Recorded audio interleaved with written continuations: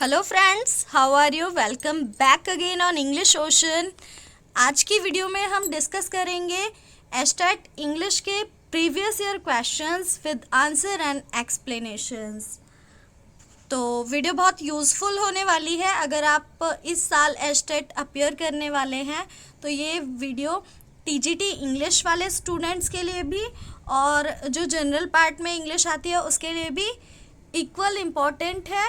इसमें हम इंग्लिश के ग्रामर के कुछ बेसिक और एडवांस मिक्स्ड क्वेश्चन करेंगे। ये क्वेश्चन मैंने बिल्कुल भी नहीं बनाए हैं, ये मैंने प्रीवियस ईयर से उठाए हैं। तो ये आपको एक ओवरव्यू देंगे कि किस तरीके के क्वेश्चन आपके एग्ज़ाम में पूछे जाने वाले हैं। Let's get start. Question number 1, choose the correct form of tense. Starting में जो हमें फर्स्ट सेंटेंस दिया है ये फिल अप टाइप का सेंटेंस है। इसमें हमें करेक्ट वर्ब की फॉर्म फिल करनी है इस टेंस को कंप्लीट करते हुए। तो देखो, हमें सबसे पहले टेंस को जो correct form of the verb पूछता है उसको पहले पता लगाना है कि ये कौन सा टेंस है। तो इसमें कौन सी वर्ब की फॉर्म यूज़ हो रही है? सॉ। क्लियर? इसका मतलब ये पास्ट है। तो जो भी सेंटेंस हम बनाते हैं उसमें अगर पास्ट है तो पूरा पास्ट रहेगा, प्रेजेंट है तो पूरा प्रेजेंट रहेगा, फ्यूचर है तो सेम पूरा ही फ्यूचर रहेगा। तो इधर पास्ट है तो यहाँ पे भी जो सिट के साथ फॉर्म आएगी वो पास्ट की ही आएगी। ठीक है? तो इस सिटिंग प्रेजेंट की है, सिट्स प्रेजेंट की है। अब बची वॉज सिटिंग और हैड सैट। ठीक है? तो इसमें देखो, अब एक कॉमन सेंस के थ्रू भी हम इसको सॉल्व कर सकते हैं। वैसे ये कंडीशनल सेंटेंस है जिसमें अगर एक पार्ट, कंडीशनल सेंटेंस में एक पार्ट अगर हमारा पास्ट इंडेफिनिट को शो कर रहा है तो दूसरे पार्ट में हम पास्ट कॉन्टिन्यूअस रखते हैं। क्लियर? ये इधर भी हो सकता है और ये इधर भी, मतलब रिवर्स हो सकते हैं। अगर एक साइड पास्ट इंडेफिनिट है तो दूसरी तरफ पास्ट कॉन्टिन्यूअस होगा। ये तो हो गया रूल, पर इसको हम कॉमन सेंस के थ्रू भी सॉल्व कर सकते हैं। जैसे जब मैंने उसको देखा वो पार्क में बैठी थी, she was sitting in the garden when I saw him. तो हैड सेड बैठ चुकी थी, ऐसा होता है क्या? सेंटेंस इस तरीके से होगा, मैंने उसको देखा था वो पार्क में या गार्डन में बैठ चुकी थी। नहीं ना, जब उसने देखा था उस टाइम भी वो वहाँ पर थी। शी नहीं है, सॉरी, ही है। तो वो वहाँ पर था। ठीक है? तो आंसर होगा आपका B. B is the correct answer. क्यों होगा? क्योंकि ये दोनों तो प्रेजेंट के हैं, ये तो हमने वैसे ही एलिमिनेट कर दिए। और हैड सेट, क्या वो बैठ के गया था जब उसने उसको देखा था? नहीं, वो वहाँ पर बैठा था, कंटिन्यूअस था वो काम, चाहे पास्ट में ही था। तो यहाँ पे आंसर होगा वॉज सिटिंग। क्लियर? एक बार एक्सप्लेनेशन देख लेते हैं। बाकी वैसे तो मैंने इसको पूरा अच्छे से समझा दिया है कॉमन सेंस के थ्रू भी और रूल के थ्रू भी। रूल क्या कहता है कि जब भी पास्ट इंडेफिनिट होगा तो उसके साथ पेयर कौन सा टेंस करेगा? Past continuous. और कॉमन सेंस क्या कहता है कि अगर यहाँ पे पास्ट है सेंटेंस में तो हम प्रेजेंट वाले दोनों एलिमिनेट कर देंगे। अब बचे ये दो। तो अगर उसने उसको देखा था दैट मीन्स वो वहाँ पर उस टाइम भी बैठा था, तो वॉज सिटिंग करेक्ट आंसर होगा।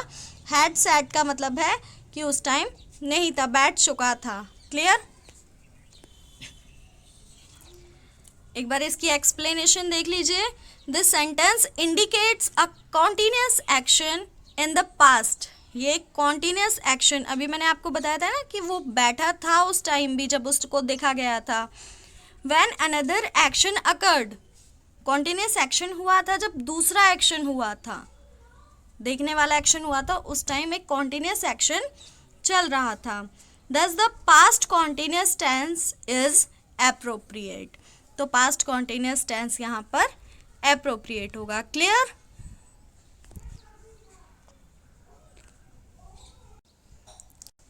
Let's move to the question number 2.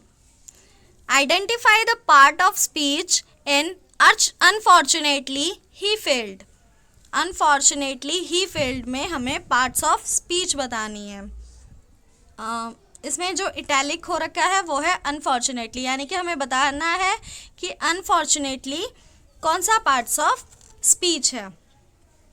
तो ऑप्शन ए आपको दिया हुआ है नाउन.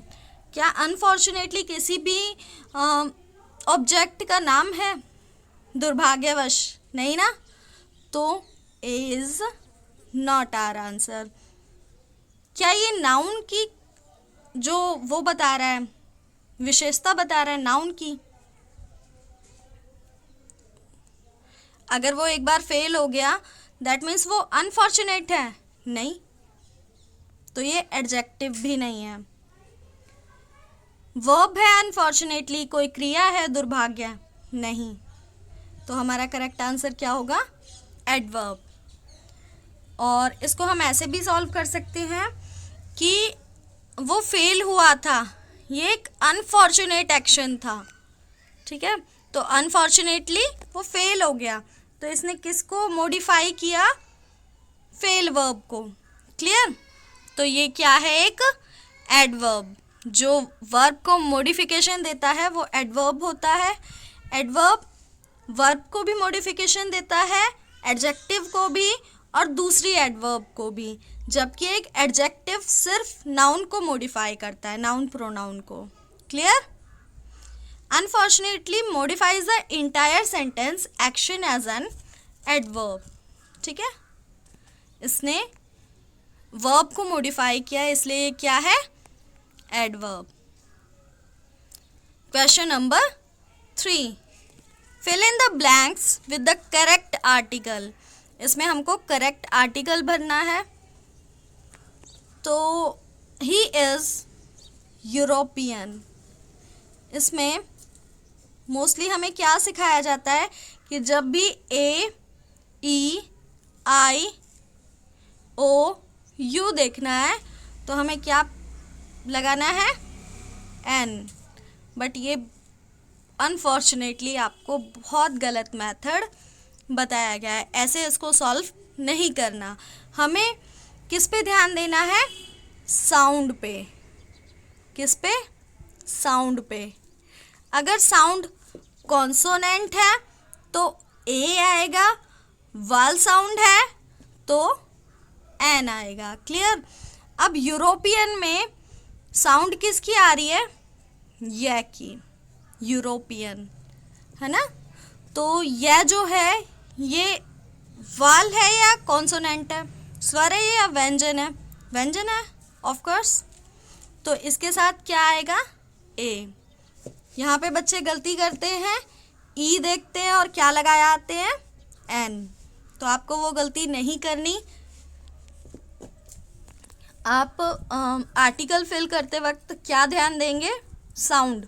वाल साउंड है तो एन, कॉन्सोनेंट साउंड है तो ए. क्लियर?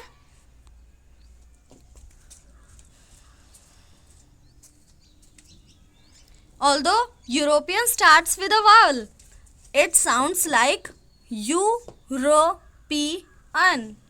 तो इसका साउंड किससे आ रहा है? य से. So the article a is used.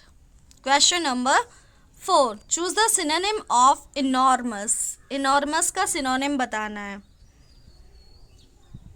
तो मैंने बताया था एक ट्रिक लास्ट वीडियो में जिसमें मैंने क्वेश्चन आंसर कराए थे, उसमें आपको बताई थी कि vocabulary is like a huge mountain.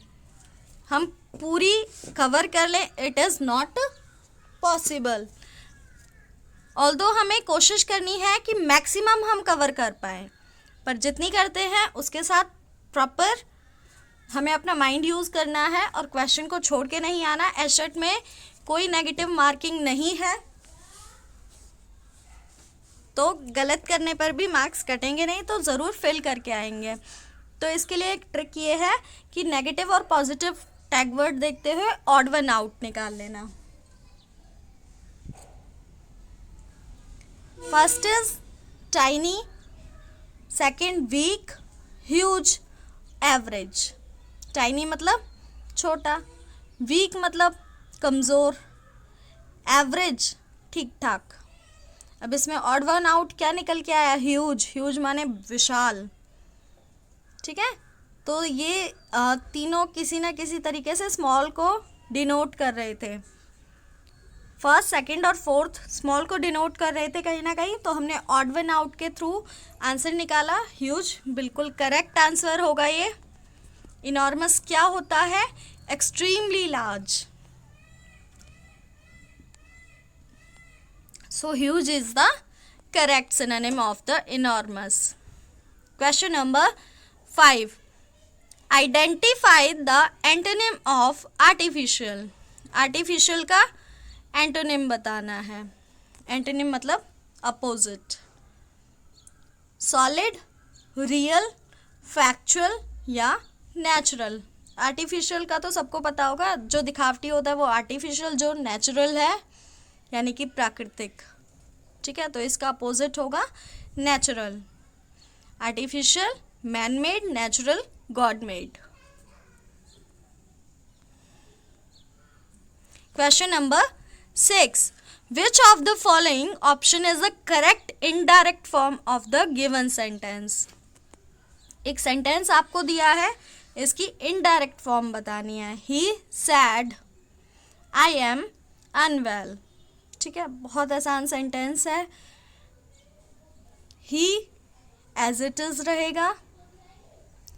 Sad, sad के बाद अगर ऑब्जेक्ट दिया होता तो हम इसमें थोड़ा बहुत चेंजेस करते, बाकी अगर सेज टू सैड में कोई चेंज नहीं होता है, ऑब्जेक्ट के अकॉर्डिंग देखते हैं इसको। तो सैड के बाद कोई ऑब्जेक्ट नहीं है, ही सैड। कॉमा, इन्वर्टेड कॉमा को हटा के लिखेंगे दैट। क्लियर? अब देखो यहाँ पे आई, ये कौन है? आई है फर्स्ट पर्सन। तो फर्स्ट पर्सन किसके अकॉर्डिंग चेंज होता है? सब्जेक्ट के अकॉर्डिंग। किसके अकॉर्डिंग? सब्जेक्ट के अकॉर्डिंग। अब ये कैसे याद रहेगा कि सब्जेक्ट के अकॉर्डिंग चेंज होगा फर्स्ट पर्सन? उसके लिए 1 2 3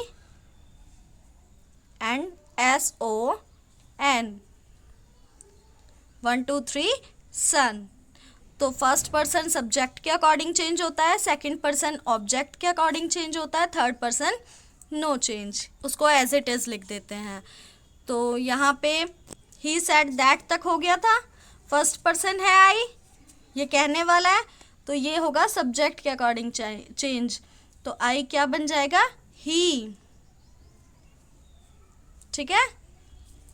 अब इसको जब वो बात कही थी वो अब पास्ट हो गया ना, उसने बोला था कि वो अच्छा फील नहीं कर रहा है, ही इज अनवेल, बट अब वो पास्ट बन चुका है। तो एम यानी कि ये है प्रेजेंट कॉन्टिन्यूस। प्रेजेंट कॉन्टिन्यूस किस में जाएगा? पास्ट कॉन्टिन्यूस में। तो ही वॉज अनवेल। समझ आया? Clear? Question number 7. Select the appropriate meaning of the idiom a piece of cake. A piece of cake एक idiom है जिसका मतलब होता है बहुत आसान चीज़। केक का जो पीस होता है वो बहुत स्मूथ होता है ना, हार्ड नहीं होता। तो something very easy. Clear?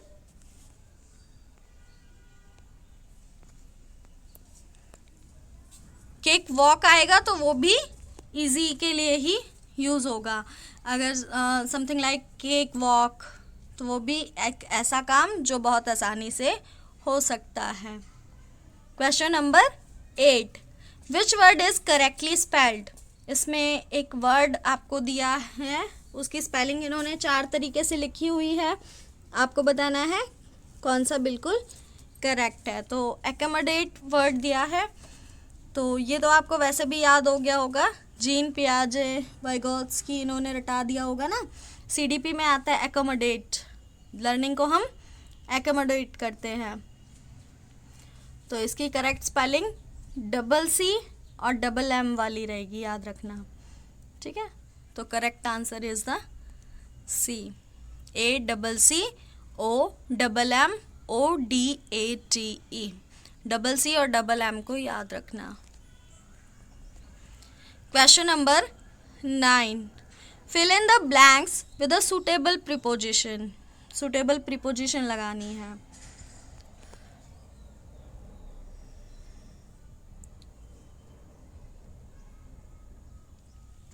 The cat jumped dash the table. ये टेबल है, ठीक है। अब यहाँ से कैट आई, उसने जंप किया टेबल पे, तो टेबल के ऊपर जंप करेगी ना, तो ऑन द टेबल। इन कब यूज होगा, जब इसके नीचे आती, ठीक है। एट कोई स्पेसिफिक पॉइंट होता है। अब ऐसा तो है नहीं कि कैट जो जंप करेगी एक स्पेसिफिक पॉइंट पे करेगी, हमने उसको बोल दिया इस पॉइंट पे कूदना है तो वो उसी पॉइंट पे कूदेगी, नहीं ना, वो कहीं पे भी गिर सकती है आके। तो एट नहीं आएगा। ओवर मतलब ओवर, इसके ऊपर, यहाँ पे, तो जंप करेगी, हवा में नहीं रह जाएगी। तो करेक्ट आंसर इसका होगा on. Choose the most suitable one word for the following. A person who loves mankind. जो mankind को यानी कि लोगों से प्यार करते हैं, जैसे कुछ सोशल पर्सन होते हैं, वो mankind से यानी कि सबसे प्यार करते हैं, जो इंसानियत है उससे प्यार करते हैं, तो उसको क्या बोलेंगे? फिलैंथ्रोपिस्ट। क्या बोलते हैं उसको? फिलैंथ्रोपिस्ट। मदर टेरेसा हमारी एक फिलैंथ्रोपिस्ट ही है। Identify the cause in the given sentence. इसमें क्लॉज बताना है। If it rains we will stay at home. अगर बारिश हुई तो हम घर पर ही रुकेंगे। तो ये एक एडवर्बियल क्लोज है। कैसे है एडवर्बियल क्लोज? क्योंकि एक कंडीशन इंडिकेट कर रहा है कि मतलब हम कब रुकेंगे, स्टे करने की जो रीज़न है उसको बता रहा है। इफ़ इट रेन्स, घर तभी रुकेंगे, अगर बारिश आई तो घर रुकेंगे, अदरवाइज नहीं रुकेंगे। तो स्टे क्या है? वर्ब। वर्ब को किसने एक्स्ट्रा इन्फॉर्मेशन दी वर्ब के बारे में?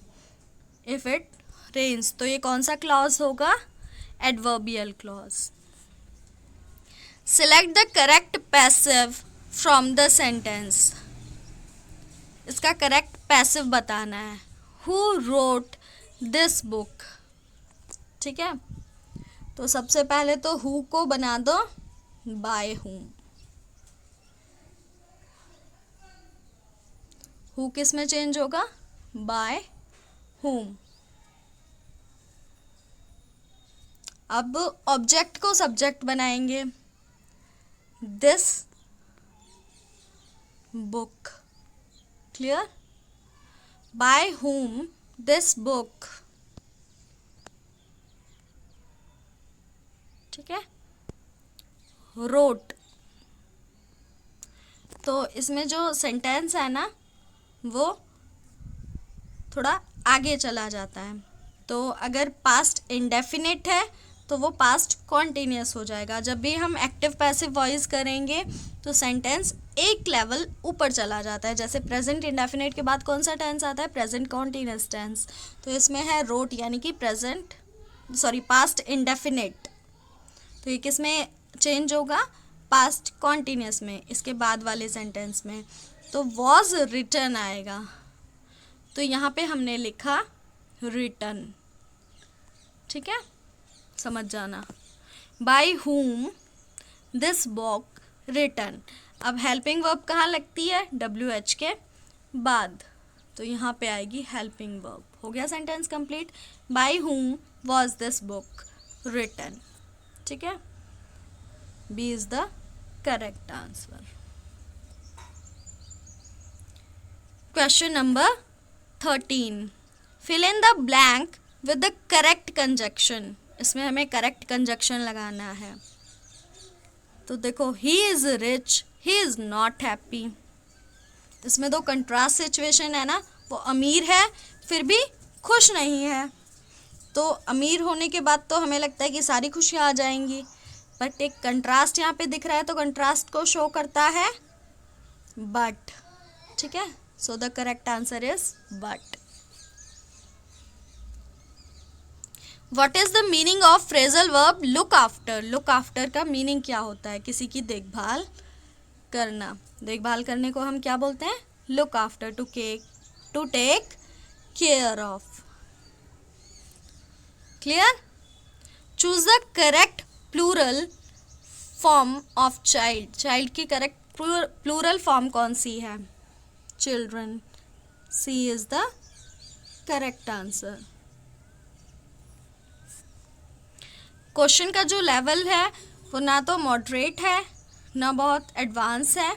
ये बिल्कुल आपके PYQs के ही क्वेश्चन है, प्रीवियस ईयर में ये पूछे गए हैं। Select the most suitable article for the given sentences. Sun rises in the east. हमें जो सेंटेंस दिए गए हैं इनमें एक आर्टिकल फिल करना है। तो sun rises in the east, sun के लिए कौन सा आर्टिकल यूज़ होगा? सबको पता है, सन स्पेशल है, एक ही है ना पूरे यूनिवर्स में, तो द यूज़ होगा।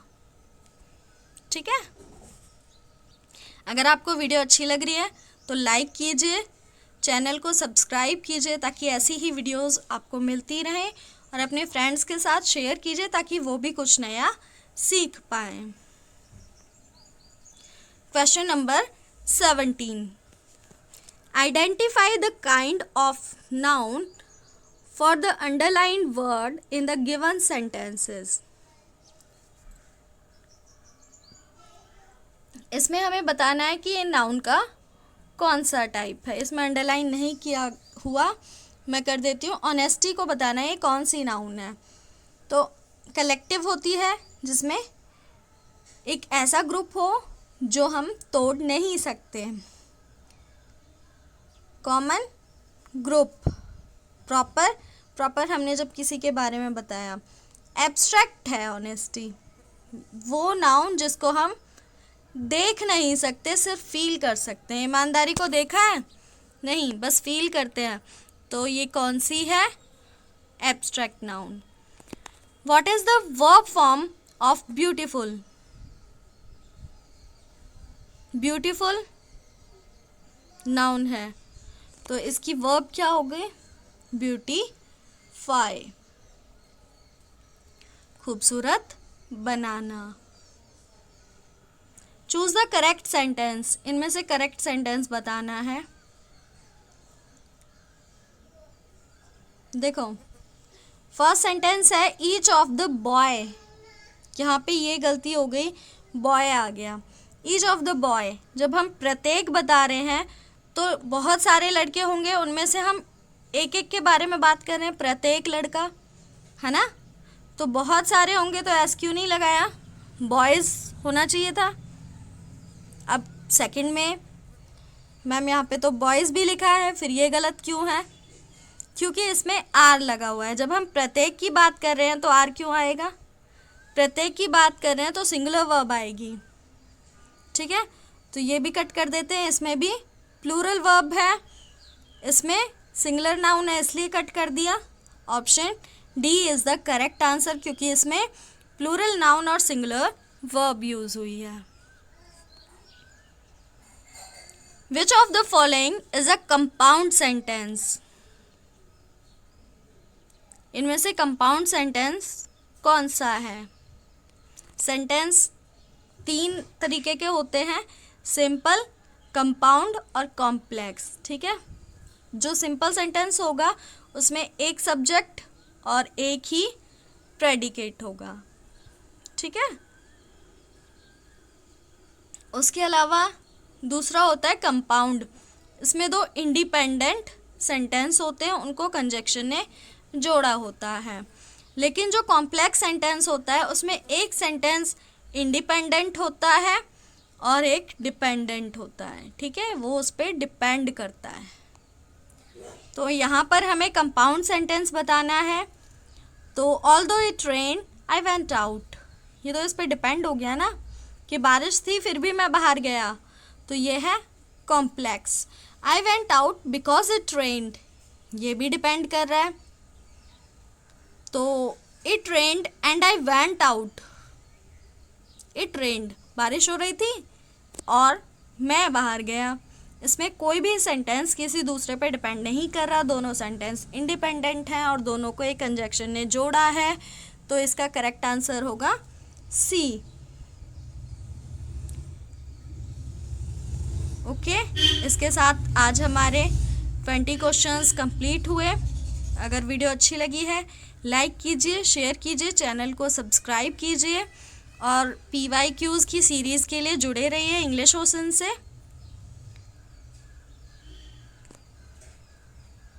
Have a nice day.